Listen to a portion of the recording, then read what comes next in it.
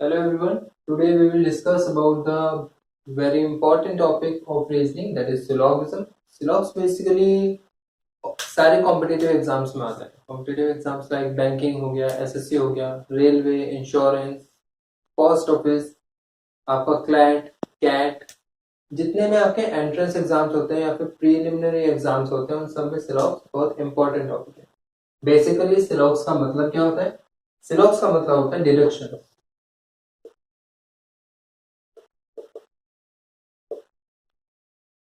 Deduction. तो what is deduction? ये deduction आपका टैक्सेशन सिस्टम वाला नहीं है. ये डिडक्शन आपका बेसिकली है टू रिड्यूस समथिंग. इसका मतलब है टू रिड्यूस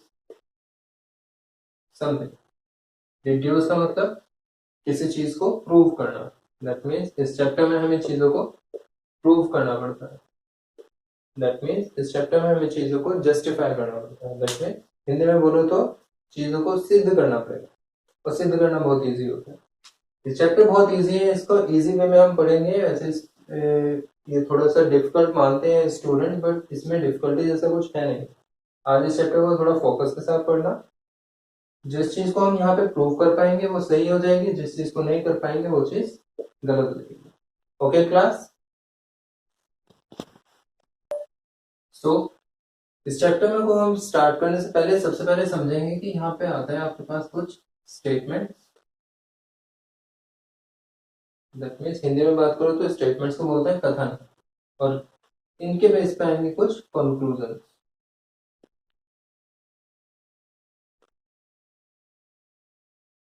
कुछ कंक्लूजन दैट मीन्स निष्कर्ष.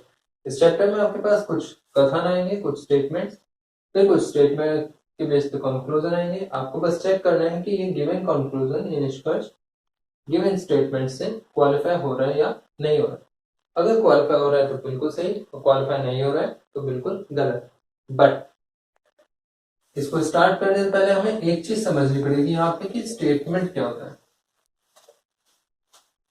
So let's talk about statement. A statement is something which states something, like a group of words which make a proper sense becomes a statement. So यहाँ पे आपके पास इस chapter में total 4 types की statements आती हैं. Very first, some A are B. Some A are B. Some A are B का मतलब कुछ ए बी है. दूसरा है all A are B. All A are B का मतलब सभी के सभी ए बी का पार्ट है. तीसरा, no A is B. No A is B का मतलब कोई भी ए, कुछ भी ए बी नहीं है. देखिए पूरा पूरा ए जो है वो बी का पार्ट नहीं है.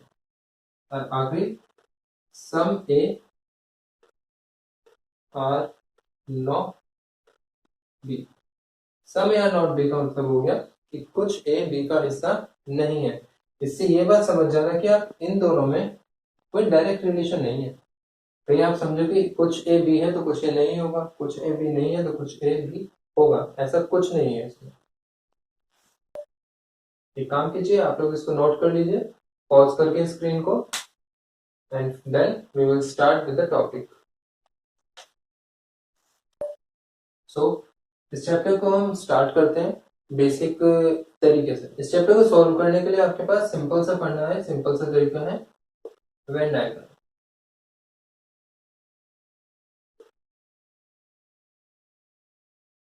वेन डायग्राम का लॉजिक अगर हमें अच्छे से समझ में आ जाए क्लास, तो ट्रस्ट मी इस क्वेश्चन को हम, इसके क्वेश्चंस को हम ओरली भी सॉल्व कर सकते हैं. लेकिन उसके लिए हमें वेन डायग्राम को पहले अच्छे से समझना पड़ेगा. वेन डायग्राम होता क्या है?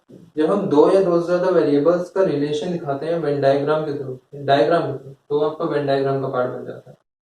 Here, when we relate two or more variables in a single diagram, that becomes Venn diagram. Clear?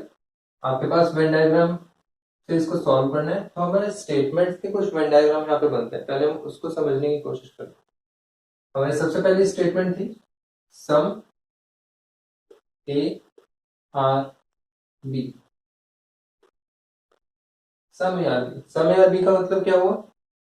कुछ ए बी का पार्ट, कुछ ए बी का पार्ट है, मतलब इन दोनों के बीच में एक इंटरसेक्शन पोर्शन है। इसका मतलब ये नहीं कि ए का ये बचा हुआ पोर्शन जो है बी होगा या नहीं होगा, इसके बारे में हम नहीं जानते। वेन डायग्राम का सीधा मतलब होता है वेन डायग्राम में हमें जो चीज दिख रही है सिर्फ वो सही है, इसके अलावा सब गलत। तो सम ए आर बी का मतलब ए का कुछ पोर्शन बी है। सेकेंड,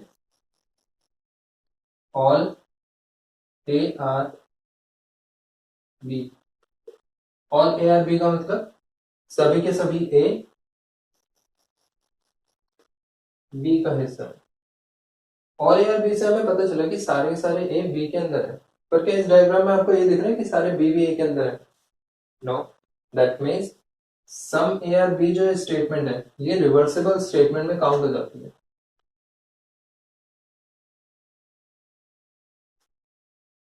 रिवर्सिबल मतलब अगर कुछ ए बी है तो कुछ बी भी ए होंगे, हमें दिख रहा है साफ साफ, तो ये रिवर्सिबल में काउंट होगा। लेकिन ऑल ए आर बी, सारे ए बी के अंदर है तो सारे बी भी ए के अंदर होंगे, ये जरूरी नहीं है, ये चीज हमें दिखाई नहीं दे रही, दैट मीन्स ये रिवर्सिबल नहीं होता। Clear class? Note it down fast and then we will discuss about the further topic. So the third statement is no A is B. No A is B का मतलब कोई भी A B नहीं है। याद रखिएगा क्लास, किसी भी दो वेरिएबल के बीच में नो का रिलेशन तभी जस्टिफाई हो सकता है अगर उनकी बाउंड्रीज को टच करते हुए क्रॉस का सिंबल हो। अगर दो वेरिएबल्स की बाउंड्रीज को टच करते हुए क्रॉस का सिंबल नहीं दिख रहा तो नो का रिलेशन भी जस्टिफाई नहीं होता। क्लियर? नो का रिलेशन जस्टिफाई करना है तो हमें सबसे पहले इनके बीच में क्रॉस का सिंबल देखना है, विजिबल है तो ठीक, अगर ये चीज नहीं दिखती तो ये चीज जस्टिफाई कभी नहीं होगी। Next one,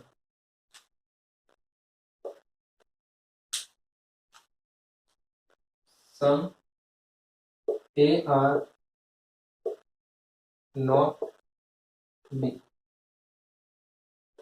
some A are not B, the very important and very difficult statement of this chapter, sum a or not b। इसे समझना थोड़ा सा अजीब है।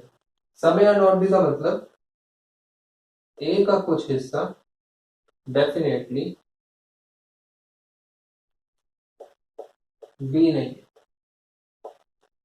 a का कुछ हिस्सा डेफिनेटली b नहीं है। इसका मतलब ये नहीं है कि a का ये बचा हुआ हिस्सा b हो गया, a का कुछ हिस्सा डेफिनेटली b नहीं है। इसका मतलब ये कभी भी नहीं होगा कि a का जो ये बचा हुआ हिस्सा है ये b के अंदर आ सकता है। Clear? That's why it is clear. अब फिर से रिवर्सिबल की बात करते हैं। जब कोई भी a b नहीं होगा तो कोई b भी a नहीं होगा, जब कोई a b नहीं है तो कोई b भी a नहीं होगा, इसलिए ये तो रिवर्सिबल में काउंट हो गया। लेकिन a के कुछ हिस्से की बात हो रही है या b के किसी पर्टिकुलर हिस्से की बात हो रही है? b के किसी हिस्से की बात नहीं हो रही है, इसलिए रिवर्सिबल नहीं होता। क्लियर है class? Okay, note it down fast, screen pause करके इसको नोट कीजिए जल्दी से। ओके क्लास, सो अभी तक हमने वेन डायग्राम के बारे में पता करा कि हमारे पास जो स्टेटमेंट्स हैं उनके बेस पे हमारे वेन डायग्राम्स क्या बनते हैं। बट अब हम बात करते हैं यहाँ पे कि कॉन्सेप्ट। इस चैप्टर में आपके पास दो कॉन्सेप्ट आते हैं। The first is definite case. Definite मतलब जो निश्चित है, जिसे हम चेंज नहीं कर सकते, और दूसरा होता है possibility case.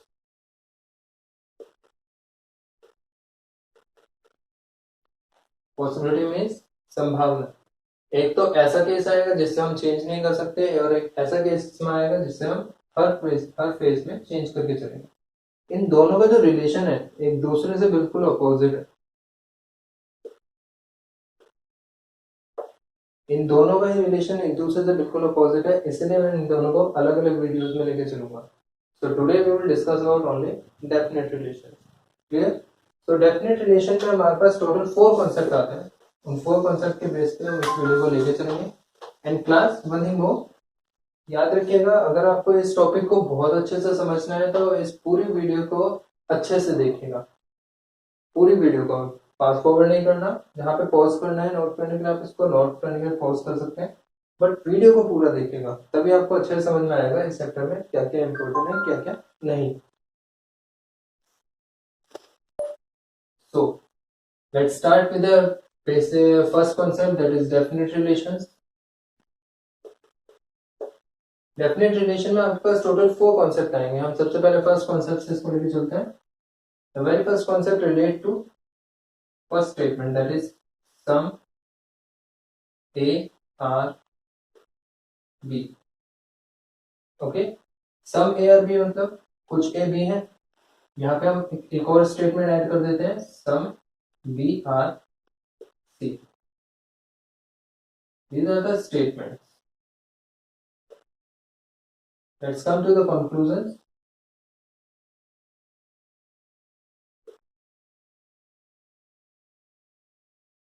Sum A R C and no A is C. चलिए इसको समझते हैं। सबसे पहले मैंने आपको बताया था कि स्टेटमेंट के बेस पे हमें वेन डायग्राम बनाना है और फिर उस वेन डायग्राम के बेस पे हमें कंक्लूजन्स को जस्टिफाई करना है। तो सम ए और बी का डायग्राम क्या बनेगा, कुछ ए बी है, क्लियर क्लास। और सम बी और सी का डायग्राम क्या बनेगा, कुछ बी सी है। क्या किसी भी स्टेटमेंट में ए और सी का रिलेशन दिया हुआ है, नहीं दिया हुआ। एंड जस्ट बिकॉज इन दोनों में कोई भी रिलेशन नहीं दिया हुआ तो हम इन दोनों की बाउंड्रीज टच नहीं कर सकते, clear class. So the very first question is, very first conclusion, some A are C, क्या कुछ ए सी के अंदर दिख रहे हैं डायग्राम में, नहीं दिख रहे। एंड क्योंकि वो नहीं दिख रहे इसलिए ये गलत हो जाए। No A is C,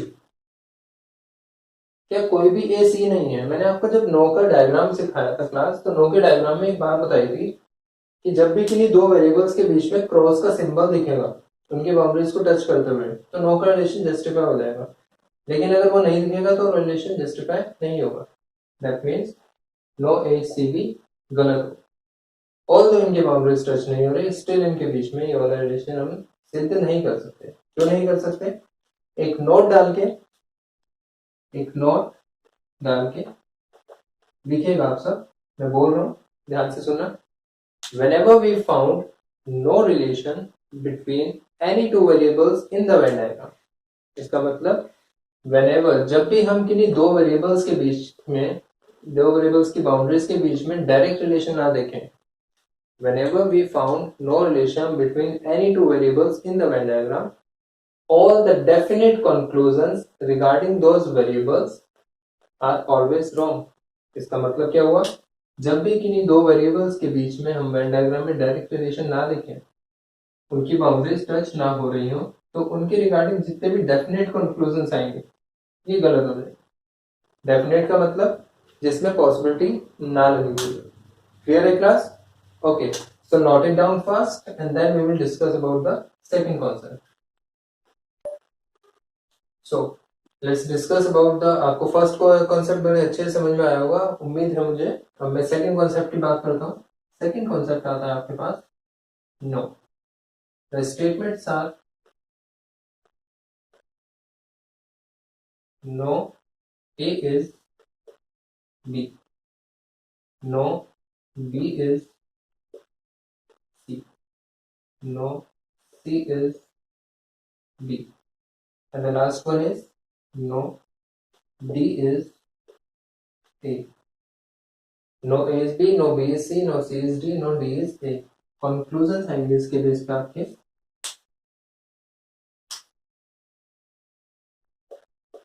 short में लिख रहा हूं,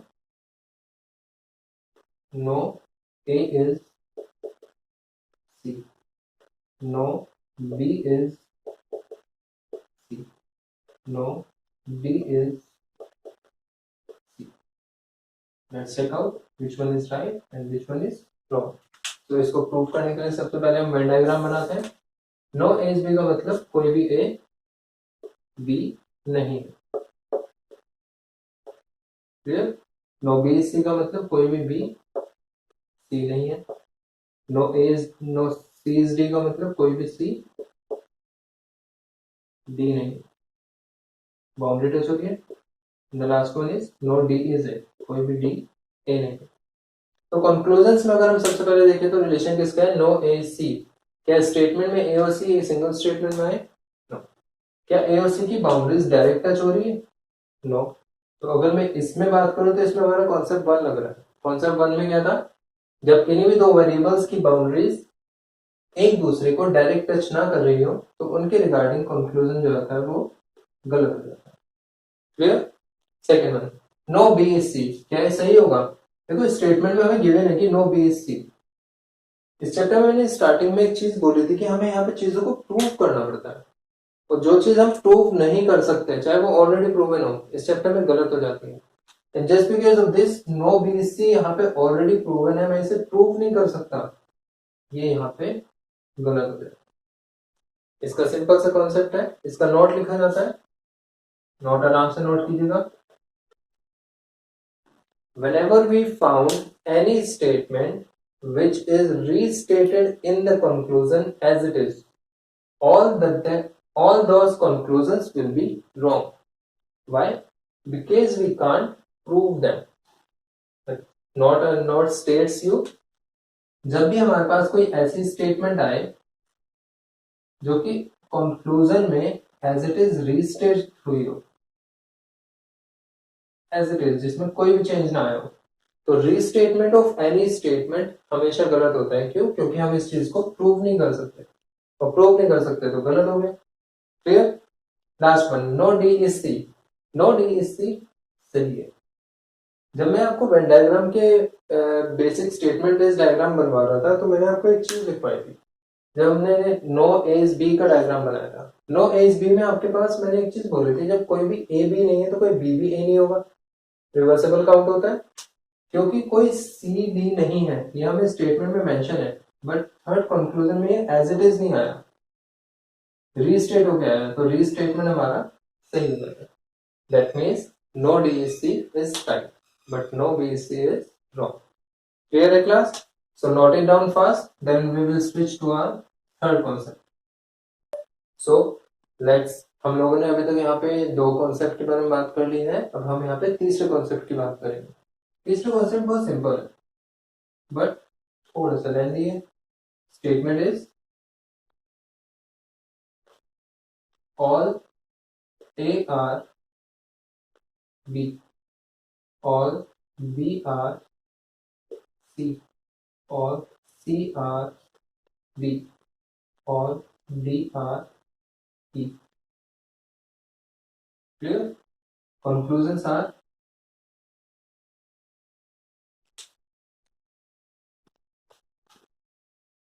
all A R E, all C R B, all E R B. Clear? Let's find out which one is right and which one is wrong. थोड़ा तरीके से समझेंगे इसको। ऑल ए आर बी का मतलब सभी के सभी ए बी के अंदर है, और बी आर सी का मतलब सारे बी सी के अंदर, और सी आर डी का मतलब सभी सी डी के अंदर है, और डी आर ई का मतलब सभी ई सभी डी ई के अंदर।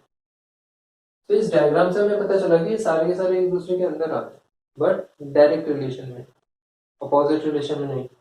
मतलब if I say that all A are ई, जब सारे ए बी के अंदर है, बी सी सी डी और डी ई के अंदर है, तो सारे ए भी ई के अंदर होंगे। तो इसको चेक करना भी बहुत ईजी है। सिंपल सा पॉइंट, अगर हमारे ऑल की स्टेटमेंट के साथ ऑल के कंक्लूजन आए और कंक्लूजन अंदर से बाहर की तरफ जाए तो ये हमेशा सही है। Conclusion inside to outside outside जा रहे हैं तो ये हमेशा सही हो। बट अगर ये बाहर से अंदर की तरफ आ जाए, जैसे कि हमारा third conclusion all E are B, ये कंक्लूजन बाहर से अंदर की तरफ आ, तो ये सारे ये गलत हो जाएगा। क्यों गलत होगा? हमें ये तो पता है कि सारे बी ई के अंदर है, तो लेकिन क्या सारे ई भी बी के अंदर दिख रहे हैं? देखो बी का पोर्शन सिर्फ इतना है लेकिन ई इतना सारा है, क्या सारा का सारा इसके अंदर दिख रहा है? No, it is not visible, that's why it is wrong. Second one right और wrong? The second one will be wrong. Why it is wrong? Because it is just a restatement of a particular statement. In concept 2 में मैंने आपको पहले ही बता दिया था, कोई भी रीस्टेटमेंट आपके पास अगर आपके पास एज इट इज कंक्लूजन ना आ जाए तो वो हमेशा गलत होगा। Clear class? बट यहाँ पे थोड़ा छोटा सा ट्विस्ट आता है, मैं कंक्लूजन में थोड़ा सा चेंज लाऊं। कंक्लूजन आपको बोल रहे हैं हम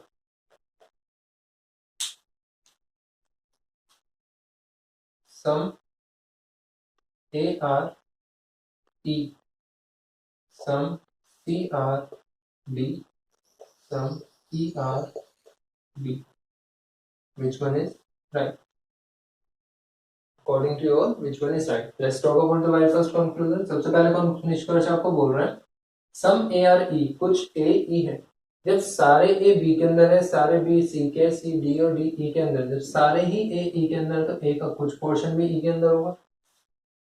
मैं बोल रहा हूँ कि all the students in my class are boys, जितने भी विद्यार्थी हैं मेरी क्लास में वो सब के सब छात्र हैं। जब सारे ही छात्र हैं तो उनमें से कुछ भी छात्र ही होंगे। जब सारे ए ई के अंदर तो ए का कुछ पोर्शन भी ई के अंदर होगा। सम सी आर डी, यहाँ पे मैंने क्या बोला था, ये क्योंकि रीस्टेटमेंट है इसलिए गलत हो गई, बट यहाँ पे सही हो जाएगा। क्यों?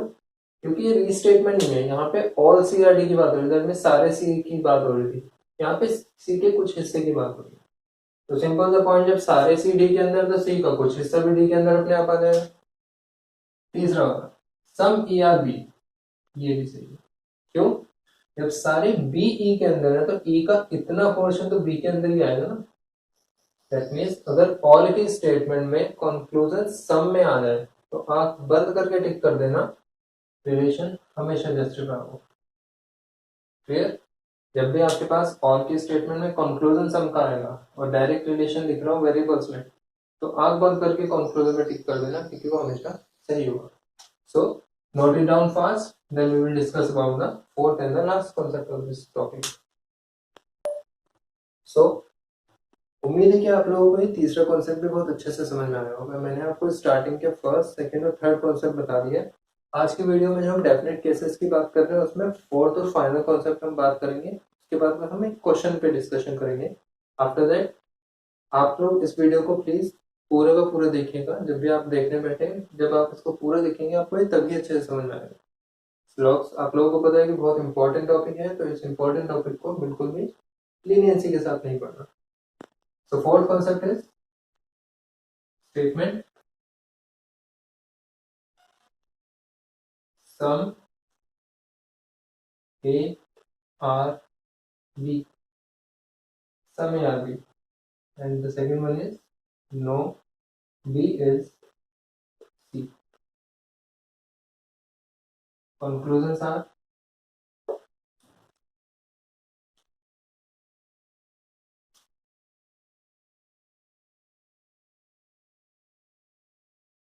sum A R C, sum A R not C,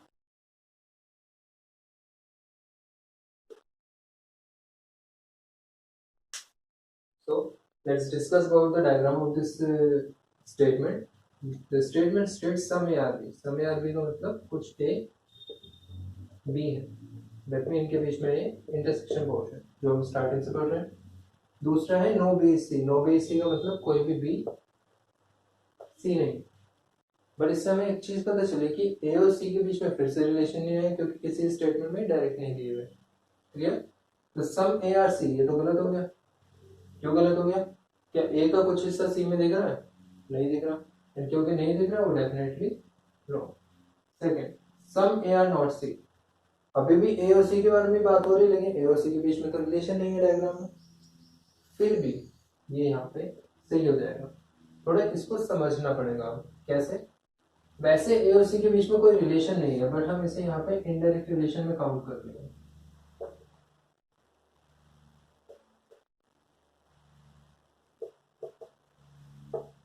indirect relation means वैसे ए और सी की बाउंड्रीज टच नहीं हो रही, तो ये गलत होना चाहिए, बट ये सही है। क्यों? यहाँ पे इन्होंने बोला some A are B, some A are B मतलब ए का कुछ पोर्शन बी के अंदर है, एंड दूसरे स्टेटमेंट बोल रहे हैं no B C. No B C का मतलब ये पूरा का पूरा बी जो है ये सी नहीं है। नो बी सी का मतलब ये पूरा का पूरा बी सी नहीं। और जब ये पूरा बी ही सी नहीं है तो ए का वो पोर्शन जो बी के साथ इंटरसेक्ट हो रखा है ये भी सी नहीं होगा। क्लियर? ये आपको कहना चाह रहे हैं कि ए का वो पोर्शन जो बी के साथ इंटरसेक्शन में आ रहा है वो कभी भी सी नहीं होगा, इसलिए इनके बीच में इनडायरेक्ट रिलेशन आ जाता है बी के थ्रू, और इस रिलेशन को बोलते हैं हम some not.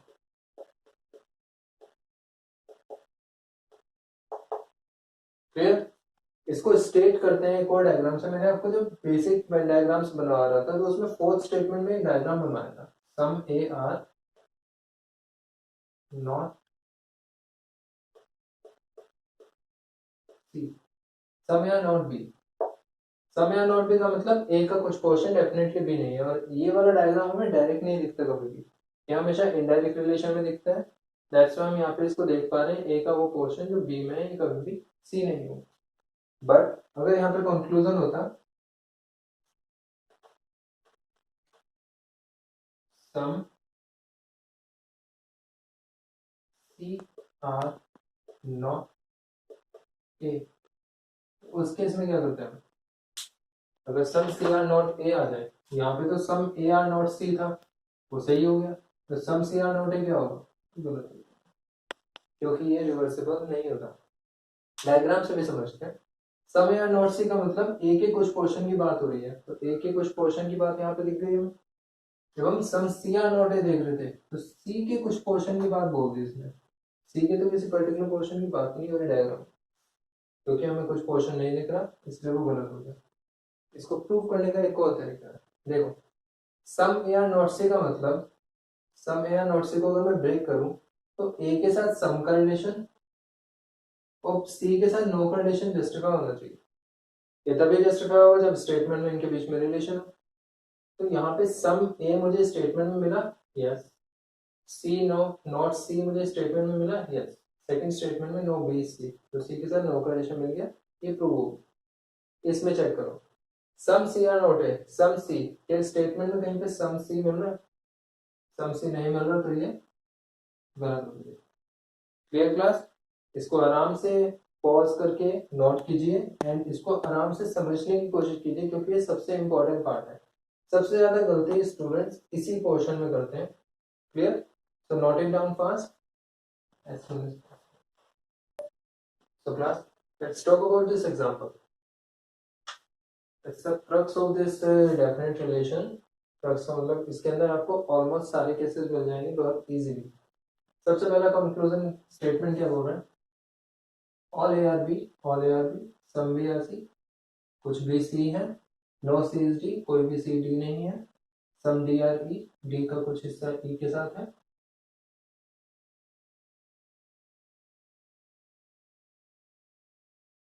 All E R F, सारे के सारे ई एफ के अंदर है, एंड नो ई इज जी का मतलब कोई भी ई जी नहीं है। फिर कंक्लूजन चेक करते हैं सबसे पहले सम ए आर सी, क्या सम ए आर सी सही होगा? No, why not? क्योंकि ए और सी की डायरेक्ट बाउंड्रीज टच नहीं हो रही, ऑल तो सारे इस बी के अंदर आ रहे हो, कुछ भी सी के अंदर है। हम लोग ऐसा मान लेते हैं कि जब सारे ए बी के अंदर तो बी का कुछ हिस्सा सी के अंदर है, तो ए का कुछ हिस्सा भी सी के अंदर आना चाहिए, बट ऐसा नहीं है। ए और सी डायरेक्टली किसी भी स्टेटमेंट में एक साथ नहीं आ सकते, और जब ये दोनों एक साथ नहीं आए तो हम इन दोनों की बाउंड्री टच नहीं कर सकते। इन दोनों की बाउंड्री टच नहीं है तो कंक्लूजन गलत हो। Second conclusion, some A are not D, some A are not D का मतलब एक का कुछ हिस्सा डी नहीं होना चाहिए, एक का कुछ हिस्सा डी नहीं होना चाहिए। तो चेक करते हैं यहाँ पे डी के साथ नो कंडीशन दिया है, हाँ दिया है, डी के साथ नो कंडीशन किसमें है? थर्ड स्टेटमेंट में, नो सी इज डी, तो डी के साथ नो आ गया, और ए के साथ सम, ए के साथ सम कंडीशन यस दिया, जब सारे ए बी के अंदर तो कुछ ए बी बी के अंदर होंगे, बट यहाँ पे गलत हो। थोड़ा ध्यान से समझना क्यों। इन दोनों के बीच में कॉमन फैक्टर तो है ही, सम ए की बात करें तो सम ए आर बी है, नोट डी की बात करें तो नो सी इज डी है। ए और डी की अगर मैं बात करूं तो डी के साथ नो का सी कंडीशन तो दिया हुआ डायरेक्टली, देखिए सी का डायरेक्ट रिलेशन ए के साथ नहीं है, जस्ट बिकॉज ऑफ दैट ये गलत हो गया। थोड़ा ध्यान से समझो, वैसे तो सी और डी में नो का रिलेशन दिया हुआ है, कोई भी सी डी नहीं होगा, लेकिन सी का कोई भी पोर्शन ए के अंदर नहीं है, जब वो उसके अंदर ही नहीं आया तो मैं रिलेशन कहाँ से जस्ट करूँ। फिर let's talk about the third conclusion, some B are not D. फिर से not D that means D में no condition, no C is D हमें दिख रहा है, एंड उससे पहले सम बी आर सी, ये हमारा सही होगा। क्यों सही हुआ? क्योंकि इनके बीच में इनडायरेक्ट रिलेशन आ गया। कंसेप्ट नंबर 4, ध्यान से देखो, कोई भी सी डी नहीं है और बी का कुछ हिस्सा सी के अंदर, दैट मीन बी का वो पोर्शन जो सी के अंदर गिवन है, ये कभी भी डी नहीं होगा। इनडायरेक्ट रिलेशन दिख रहा है, that's why it is right. आराम से समझिए, कोई भी सी डी नहीं है तो सी का वो पोर्शन जो बी के अंदर होगा वो भी डी नहीं होगा, दैट मीन बी का इतना पोर्शन, बस इतना पोर्शन जो इंटरसेक्शन में आ रहा है, ये कभी भी डी नहीं होगा। फोर्थ, सम डी आर है, कुछ डी ई के अंदर है, सारे ई एफ के अंदर है, दैट मीन्स डी का वो हिस्सा जो ई के अंदर गिवन है वो एफ के अंदर भी होगा, और जस्ट बिकॉज वो एफ के अंदर भी होगा तो ये भी सही होगा। क्लियर? फोर्थ के बाद fifth, some F are not G. पर ध्यान से समझना, some F are not G का मतलब जी के साथ नो कंडीशन, यस दिया हुआ है नो इज जी, एफ के साथ सम कंडीशन, सब सारे के सारे ई एफ के अंदर है तो ई का कुछ हिस्सा भी एफ के अंदर ही होगा। क्लियर? तो सम ई आर एफ भी दिख रहा है यहाँ पे और नो ई एस जी भी दिख रहा है। तो ध्यान से देखो, some F are not G prove करने के लिए मुझे बस इस डायग्राम को ध्यान से देखना है। सम एफ आर नॉट जी मतलब एफ का वो हिस्सा जो ई के अंदर आ रहा है, एफ का वो पोर्शन जो ई के अंदर कोलाइड हो रहा है, कोइंसाइड हो रहा है, इंटरसेक्ट हो रहा है, वो कभी भी जी नहीं होगा। Hence it is right. ध्यान से समझो, सम एफ आर नॉट जी आपको कह रहा है कि एफ का कुछ पोर्शन जी नहीं होगा, डेफिनेटली प्रूव करो। तो सारे ई एफ के अंदर आ गए, कोई भी ई जी नहीं है तो एफ का वो हिस्सा जो ई के अंदर आया वो कभी भी जी नहीं होगा डेफिनेटली। आखिरी वाला, no F is G, no F is G, ये गलत हुआ। क्यों गलत हुआ थोड़ा सोचो, यहाँ पे नो कंडीशन ई के साथ है जी का, एफ के साथ थोड़ी है, एफ के साथ तो जी का कोई रिलेशन ही नहीं है। यहाँ पे भी एफ के साथ जी का इनडायरेक्ट रिलेशन आया था क्योंकि उनके बीच में डायरेक्ट रिलेशन है ही नहीं, that's why it is wrong. So class, ये एक ऐसा एग्जांपल था जिसके अंदर आपके ऑलमोस्ट सारे केसेस कवर हो गए हैं। बेसिकली आपको जिस कॉन्सेप्ट पे, जिस पर्टिकुलर पार्ट पे ज्यादा ध्यान देना है वो है आपका फोर्थ कॉन्सेप्ट। फोर्थ कॉन्सेप्ट सही में बहुत ज्यादा इंपॉर्टेंट है, वो आपका क्वेश्चन ज्यादातर गलत करवाने के चांसेस रखता है। सो उम्मीद है कि मुझे कि आप लोगों को मेरी वीडियो, सिर्फ से फर्स्ट वीडियो अच्छी लगी होगी, एंड आप लोगों को अगर और वीडियोस देखनी है तो इस वीडियो को लाइक शेयर एंड सब्सक्राइब कीजिए। And one thing more, next video में हम डेफिनेट केसेस के क्वेश्चंस के बारे में बात करेंगे, कुछ क्वेश्चंस डिस्कस करेंगे, अच्छे अच्छे क्वेश्चंस, उसके बाद हम लोग पॉसिबिलिटी वाले कॉन्सेप्ट पे जाएंगे। Till then class, have a good day, okay.